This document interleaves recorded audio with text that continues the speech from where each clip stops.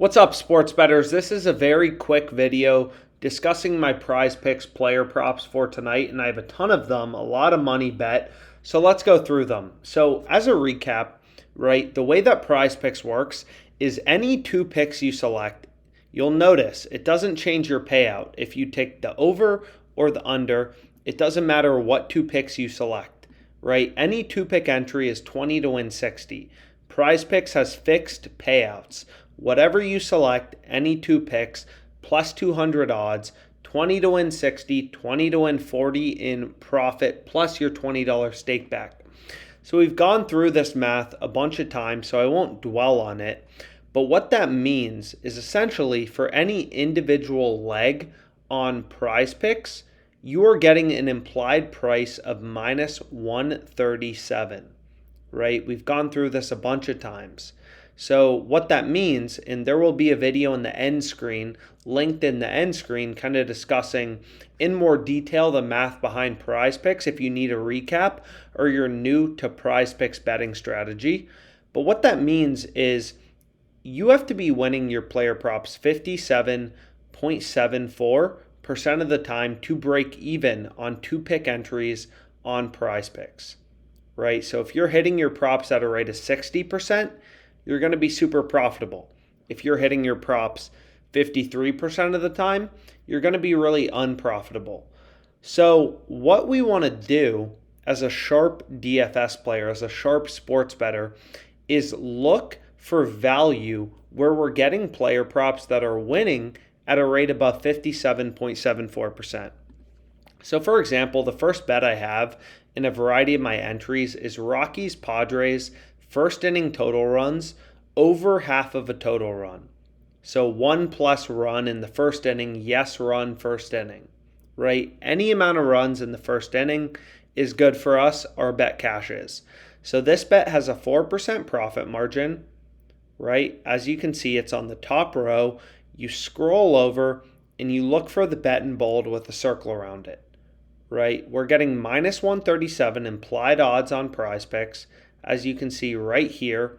And, very clearly, this is ridiculous value. DraftKings is giving you minus 195. Pinnacle, the sharpest sportsbook in the world, minus 167. Caesars, minus 160. We're getting the implied price of minus 137 on PrizePicks. So this is a bet you want to hammer.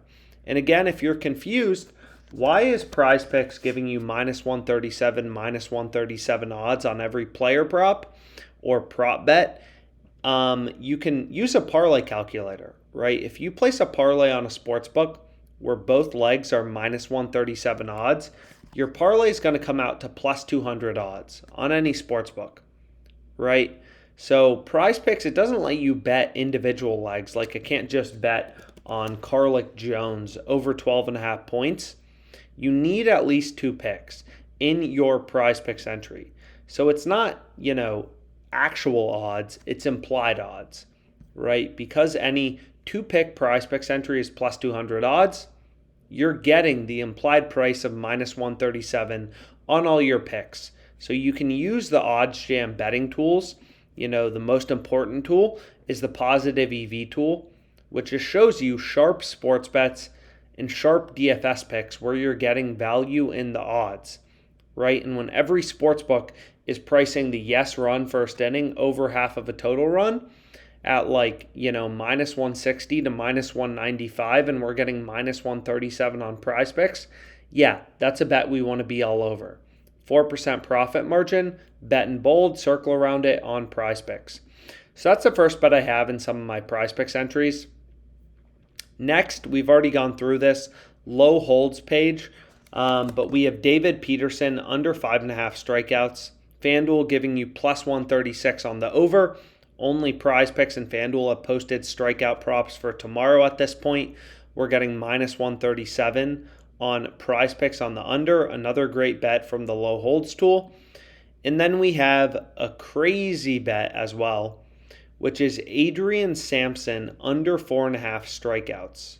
So this bet is ridiculous, right? And it's ridiculous because FanDuel is setting the line at over under 3.5, right? And the jump from 3.5 to 4.5 is massive in terms of strikeouts, right? It's not like you're going from 218.5 to 219.5 in an NBA point total, right? The probability that Sampson ends with 4 strikeouts is massive because the distribution is centered around that and the total is so low.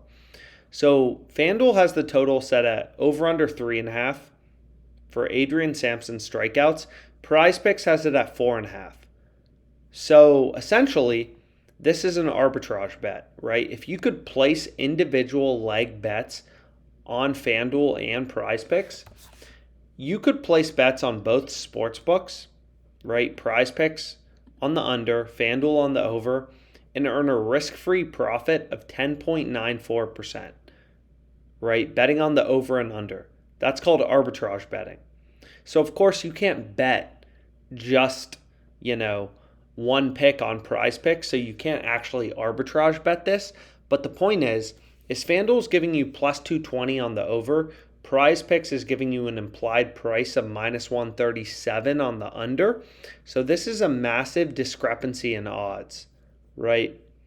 Massive. So FanDuel setting the line at 3.5. We want to take the under 4.5. So let's go through our picks. I have a few other ones as well, but let's just get into it. So we have Rockies, Pirates, yes run first inning, over half of a total run, Adrian Sampson from the arbitrage page, under 4.5 strikeouts. Bet number 1. Then we added the David Peterson, under 5.5 strikeouts, 3-pick entry. Then we have Jason Alexander, over 2.5 strikeouts, which was another bet from the positive EV page from a bit earlier. Sampson, Peterson stay the same. Then we have a 4-leg entry. Yes run first inning, Padres, Rockies. Peterson under 5.5. Alexander over 2.5. Sampson under 4.5. Again, just using OddsJam to find data-driven, sharp bets. And then we have yes run first inning, Peterson under 5.5 strikeouts. So a ton of money bet on PrizePicks. All really profitable props. And let's make some money.